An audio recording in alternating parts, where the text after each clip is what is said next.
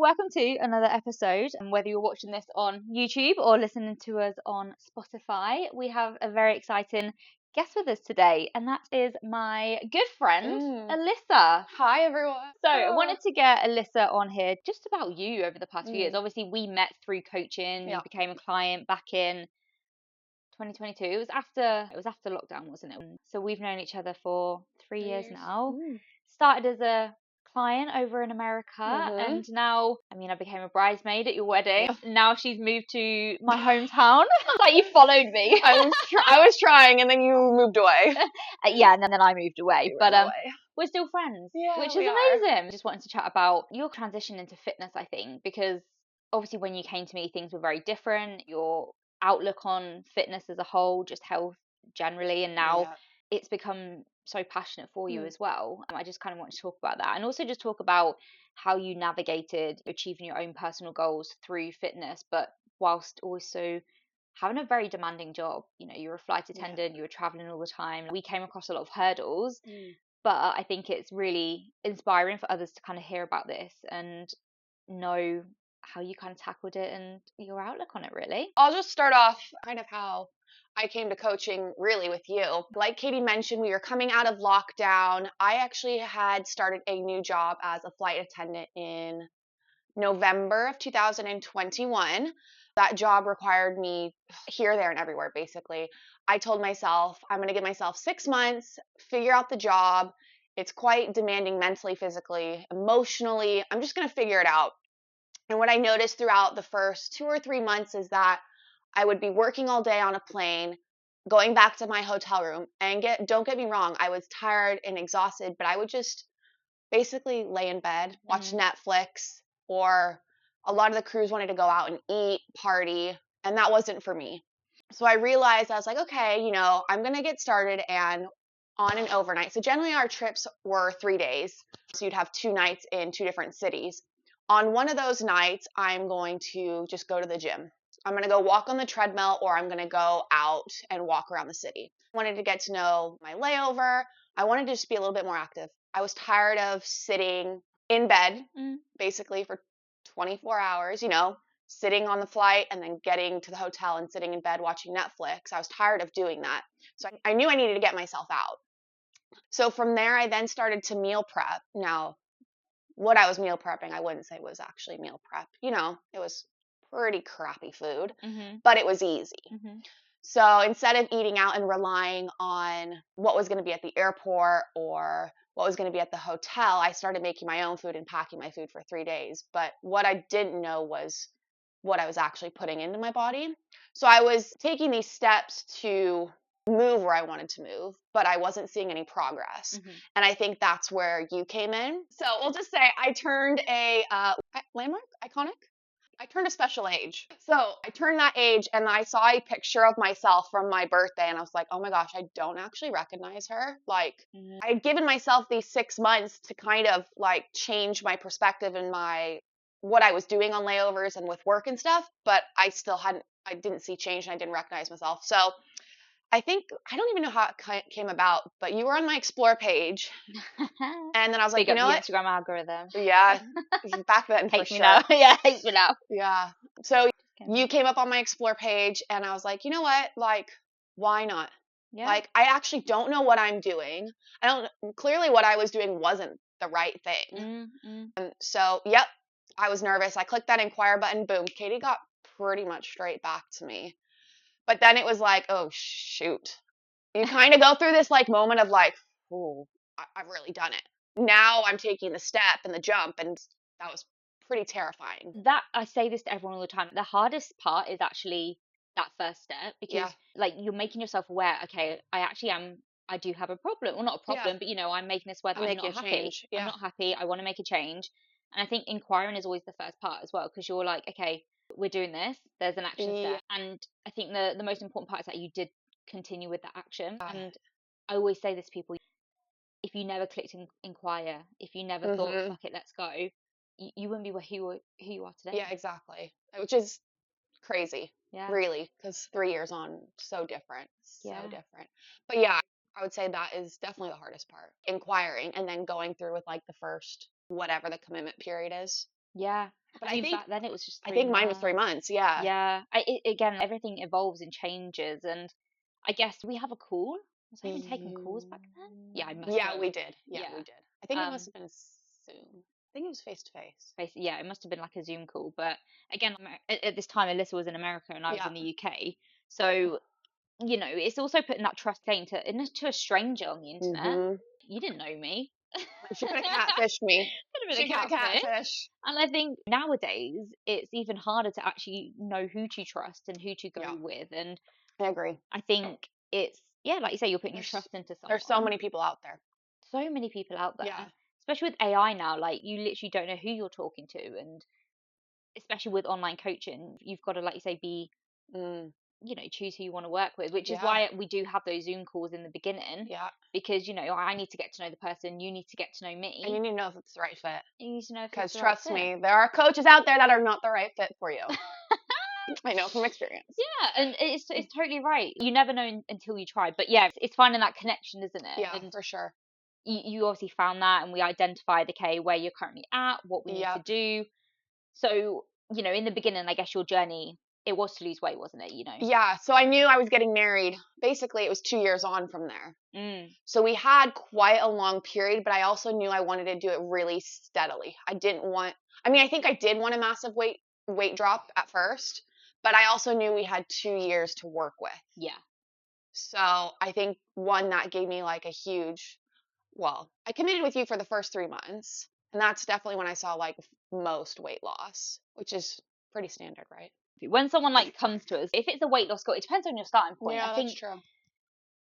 for you'd come from like HIIT workouts, wasn't it? Like you hadn't really explored the gym. It wasn't really a whole, Yeah, you hadn't really dipped your toes into it. Yeah. So it depends. A lot of the beginning is like the education. So it's like actually building your habits, it's building the routine, it's getting you into the mindset. And I think the good thing about you is that you really went for it. If you're going to be investing the time and the money into it, it's like you're going to try and follow it. And that's what really stood you apart, I guess, is because you took action. When I said, okay, we need to do this, you did it. When we're like, okay, we have to meal prep because you've got flights going on, we have to adapt to hotel workouts, you did it. If I'm like, right, send me form videos, you did it. You went all in, and that's when we start to see great returns. Yeah. So quickly. I don't know. For me, if I'm going to be spending however much it is, I'm like, I might as well give 100%, because at the end of the 3 or the 6 or whatever your commitment period is, if you don't see that progress, that's not on you if you've given 100%, right? Like there was something wrong there, but that's not going to be the case. If you're giving 100%, you're doing what you need to do, you're following instructions, you're even like going out, and I sent Katie so many videos. Oh my gosh, and she didn't even ask for them. If you're invested in yourself and like your progress, you're not just going to see physical progress, you're also going to see mental and emotional progress as well. And that's what a lot of, I think, coaching is about as well. I think a lot of people think, okay, I just want to lose weight, but it's so much more. Yeah, it is. For sure. We went through a lot, like you say, actually overcoming.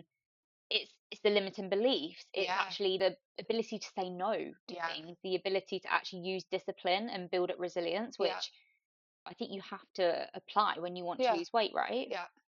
I think there's a spectrum. You don't have to say no to everything. For me, Katie would give me calories and macros and stuff, and I wouldn't necessarily use a meal plan. For me, I would tailor that to how I wanted it, because for me, that's what worked. And I think that's what still for me is working. Yeah. It's a flexible dieting. Flexible. Yeah. But then again, like I didn't know what I was putting into my body before that. I don't even know if I was massively under eating or overeating. I don't even remember. But I think for a lot of people, it is under eating, really. I don't know. Yeah. You don't know what you're putting into your body. That's where the education comes in, doesn't it, as well? Because it's learning, okay, what is protein and what is fiber? What's actually going to give you energy? What's going to keep you full for long? Keep you fuller for longer, rather than having loads of little snacks. It's like, okay, can I just have a decent meal? Yeah. Pack it out with vegetables, salad, volume eating. Oh my gosh. Change your life. Yeah. And it's those little bits, isn't it, that kind of gets you onto that understanding of actually when it comes to fat loss, it's not as complicated as it needs to be. No, exactly. Maybe it can be actually so simple. Yeah, it's just breaking it down. It's learning the education, and I think, like I said, that's where you really came in to achieve it, because, like you say, you lock in and you go for it. And there were barriers, obviously, with your job. Yeah. You were on the go all the time. You were traveling a lot. Yeah.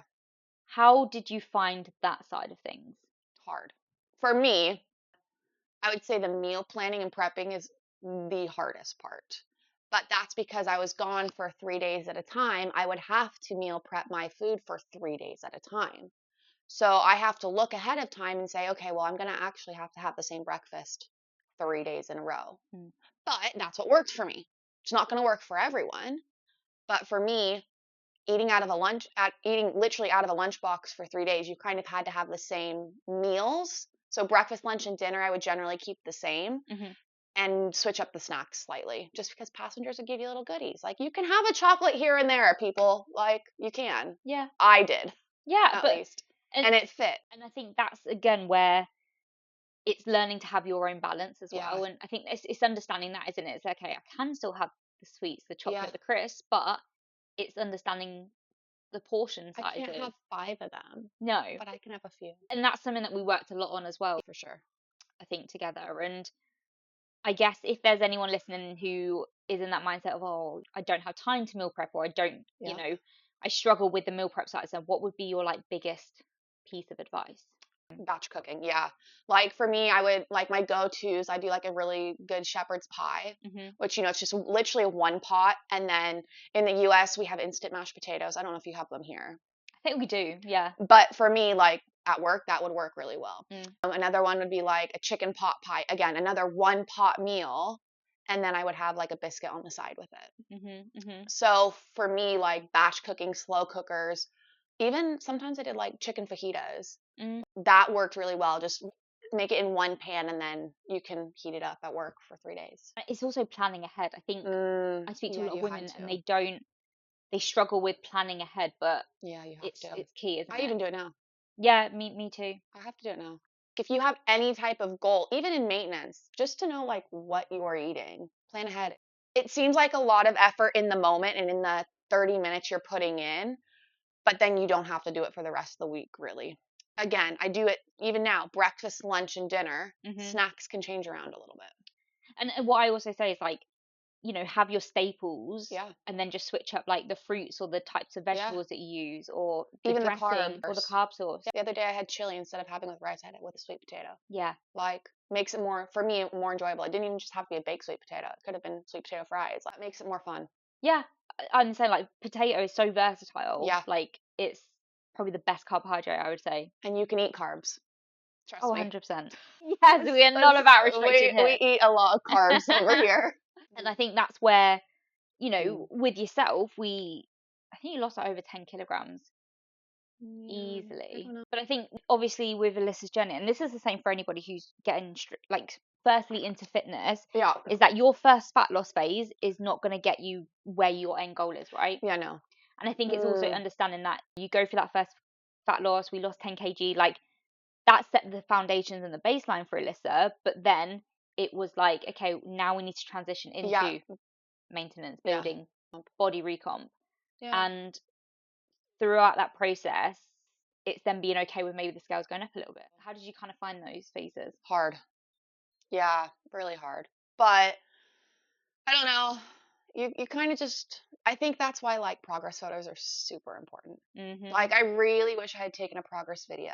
I don't know. I think I told you this like a year ago. Make sure your girls take like just a video the first time. It's going to feel really uncomfortable and you're not going to want to look at it for a long time. But I wish I had that to go back, but I have photos. And like, I think that's the biggest thing, to see your body change. I could be the same way. I think you posted something the other day of you being like, what, a little bit heavier? I was like 6 kilograms but you heavier, look but I so look so different. You don't realize muscle is heavier than fat. Is it heavier, right? No, they're the same. What? So muscle and fat weigh the same, but muscle takes up less room in the body. That's what I meant. You know, be the same shape. You could be the same size, on the scales, but you're leaner because the muscle is just taking up less space. Yeah. Which is where you get that lean toned look from. And I think again, what a lot of women, you know, struggle with is that in order to look toned or lean, what a lot of women aspire to is that you have to have muscle. You have to spend time weight training, consistently pushing hard to build the muscle, and then losing the body fat is just the icing on the cake, so I say reveal it as well. So I would say like those points, they were uncomfortable. Mhm. But I think we were also going through like different phases, like my bachelorette party, traveling all the time. Like, Yeah. And you also just wanting to have to, enjoy life. yeah, there was a period where I just didn't We do, maintain. but I still meal prepped. I still went to the gym 4 times a week. I still hit all the boxes because that's what it takes. And that's how you make it a lifestyle. And like you say, it's not these habits, meal prepping, going to the gym, getting your steps in. You still got to use that level of discipline to Yeah. maintain what you've achieved. Yeah, you do. Massively. And now you're looking incredible, and now you can Thanks. go through these different phases with more ease because you've already got the habit, the routine Yeah, in place. It's exactly. just a case of, okay, cool, a little bit more cardio, a little less calories, A little bit more discipline. a little bit more discipline. Yeah. But you know that you can go traveling, go enjoy yourself, Yeah. and know that you're not gonna ever get back to where you were because you've built Yeah, the foundation, exactly. which I think is kind of where you're at as well. And I guess now that you're kind of transitioning more into, like you say, these phases, Yeah. kind of next goal at? Ooh. I'm in the middle of a cut right now. So I think I'm in week 6 of 12, maybe 16. I don't know yet Yeah. exactly. I'm in the middle of a cut, and then I'm hopefully I just want to maintain. Yeah. I've been in a cut for a long time. But that's me because I like to enjoy life. Like, so I do a sustainable, I'll lose less over a longer period of time so I can enjoy myself. So I can have my chocolate. Yeah. Majority of my girls who we coach, and actually probably the audience of this, it is more sustainable fat loss. Yeah. And, I think there is a difference between sustainable fat loss and unsustainable fat loss, For sure. which you've probably now realized yourself going through that process. Yeah. It, to get to a next level condition, and who you see on Instagram, when you see women on Instagram with shredded abs, very lean, unless you have gifted genetics, the order of discipline to get there takes a long time. It does. Yeah. Yeah, to just even build that like muscle mass. Yeah. And I think to lose that extra little 1-2% at the end. And do you remember when you first said you wanted to lose weight? Did you expect it to be how it was, or did you think, oh, if I just lose weight, then I will look like this? This is a hard conversation me and Ben have been having a lot. It's like, Ah. will you ever be happy? Are you ever happy with the way you look? I think you can get to a point, but I think anyone in the industry, especially for coaches, I think, there's always going to be a level of wanting more. Yeah. And there is only so much you can do to a point where it is sustainable. And especially in the physique development world, I think performance wise, it's a lot easier to kind of keep pushing for goals. But that's why I think it's also important to have other aspirations that aren't just the way that you look. Yeah. And that's why we always try and encourage, okay, let's get stronger. Yeah. Okay, can we get fitter? Can we get faster at running or something? When you've got those other goals to look towards, you've got other focus areas rather than just how you look. And I think anyone who goes on a weight loss journey or goes on this kind of physique development journey, you are always going to struggle with the way you look, accepting yourself. Yeah. 100%. But even me, I'm way more confident in my body. But right now I'm sitting a bit heavier, and I can't wait to just go on a diet. I can't wait to cut, because I know that I've been working hard. But you do get to a point where you're like, get leaner. That's what I'm hoping. So yeah, after this 12, 14, or 16 week cut, whatever I decide, basically where I decide when I get there, I'm hoping to just maintain, because that should bring me to like September, October, Christmas time. Yeah. So. But life is about maintaining. Yeah. It's about enjoying yourself. It's about. But I don't think there's only been a few periods in life since starting this that I've maintained really. Really, I think there's only 1 or 2 that I can remember. There was a period before your wedding where you were struggling to balance everything, and I think mindset's a big thing, right? You have to, like you say, be in the mindset of. You still have to be conditioned and disciplined. But I'm excited to maintain. It's the goal. And it eat is the goal. A lot of calories. I'm very excited. Yeah. So, yeah. But like you say, it's that goal to like get and it's giving yourself, you say, that discipline, but you train hard. Yeah. Cut, reverse diet, maintain. That's the plan. Sounds solid. Maybe run a half marathon in there. There we go. Maybe just a 10K. You could push to do a half marathon. You can run a 10K at the moment, right? It's been a long time. You have to remember, I was away for 2.5 months. Agree. I do agree that you're doing it, you lose it. Yeah. That was definitely me. It's a bit difficult to run a 5K right now. I think when it comes to cardio especially, you've got to enjoy what you do. It's I didn't mean physically, it's mentally exhausting. Try run a fucking marathon. I think running is more mental. It is a mental game. Yeah. You've got to have a level of fitness to do it. We're talking about running and stuff, but Something else I wanted to touch on with you is obviously about training confidence, Yeah. because I think something that you as well adapted really quickly and really well was getting used to the gym environment. A lot of women do struggle with having that confidence to just walk into a gym and do a workout. So how did you kind of find that? Or what's your biggest advice if it comes Oh, to improving your gym confidence? for me, I didn't really have a choice, if that makes sense. Hmm. So with flying, I was going to different gyms literally every day, whether it be a hotel gym or a commercial gym in a different city. I didn't give myself the option to not go. I had to go. I talked about it earlier in the podcast. I was going to make my money worth it. Yeah. So I think for me, it was communicating a lot with you as well, like finding out like what the alternatives were. There were a lot of times, SOS, Katie, I can't do X, Y, or Z. Like, what else can I do? And so for me, I think that's what built a lot of the confidence, because I was committing to myself to go to those gyms. And a lot of the hotel gyms literally only have dumbbells, maybe cables, and treadmills, and a bench, obviously. So that's what I was working with a majority of my weight loss period. So for me, how it worked is when I was at work, I would do one workout at a hotel gym, and the other day I would go out to the city, walk around, etc. So I knew at that hotel gym I could generally do an upper body workout, and we tailored those to the equipment that I had. And then when I would be home on my third day, I would do my lower body program. Yeah. And I just stuck with that. So I knew my lower bodies were always going to be at my home gym. So that definitely helped because I could stay more consistent with that. But I think for me, what brought the confidence was the knowledge, really. Yeah. I'm like, okay, I can't do this, but I can do this. Yeah. Or even just like filming myself. I was like, okay, Katie, am I doing this right? Do I look like a freaking idiot in the gym? I wanted to know for my own personal pride. Do I look like an idiot? Yeah, I think filming yourself, even if you don't have anyone to send it to, for your own self to look back at it is so beneficial, because you can't always look at yourself whilst you're doing an exercise. No, you can't. And so you don't know what you're looking RDLs, like. best thing. RDL. Do not look at yourself in the mirror. Our RDLs were a journey, weren't they? To perfect but those. they're spot on now. Yeah, don't look at yourself in the mirror. Film yourself.